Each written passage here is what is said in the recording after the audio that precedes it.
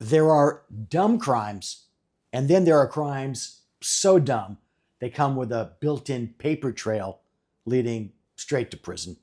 Let's talk about Sharif Khalil, a California lab owner who was convicted in late February of this year, 2025, for defrauding Medicare out of more than $4 million for fraudulent urine drug tests.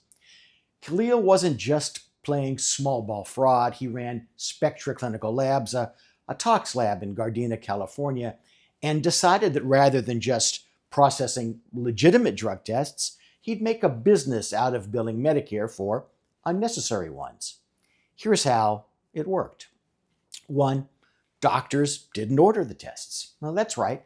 Khalil's lab was submitting claims for high reimbursing drug test panels that physicians neither wanted nor ordered. Two, marketers got a cut.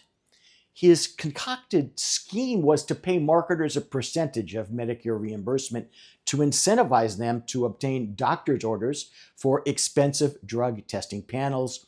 Those are called kickbacks, and yes, it is still illegal. Three, fake independence. To avoid getting caught, he funneled payments through fake marketing companies that he secretly controlled. Four, training staff to defraud. The marketers then trained staff at doctors' offices on how to send clinical lab orders for these medically unnecessary tests. Imagine your front desk staff being taught how to scam Medicare, because that's exactly what happened. And five, no medical necessity. Everyone in on the scheme knew these tests weren't necessary. But as long as Medicare was paying, nobody cared. Until, of course, they did. As a result, Khalil is now looking at a maximum of 25 years in prison, 20 for conspiracy to commit healthcare fraud and wire fraud, and 5 for conspiring to pay and receive kickbacks. It turns out that running a multi-million-dollar scam isn't a great retirement plan. Here are some lessons for the smart, that is, for you. 1, kickbacks are still illegal. It doesn't matter if you call them marketing fees, consulting agreements, or special incentives. If you're paying people based on referrals or reimbursement amounts, you're asking for federal attention. 2, billing for unnecessary tests is a fast track to prosecution. The federal government might be inefficient in general, but Medicare is surprisingly good at spotting patterns of excessive or medically unnecessary testing. The only surprise here is that Khalil thought he'd get away with it. 3, paper trails sink ships.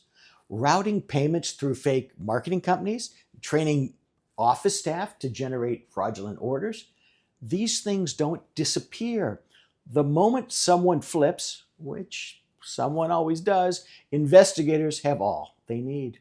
4, your staff can get you in trouble. Even if you think you run a clean operation, criminal employees can be running a scam out of your office, perhaps with you signing the charts. Internal compliance and oversight aren't optional. 5, Medicare and Medicaid are watching.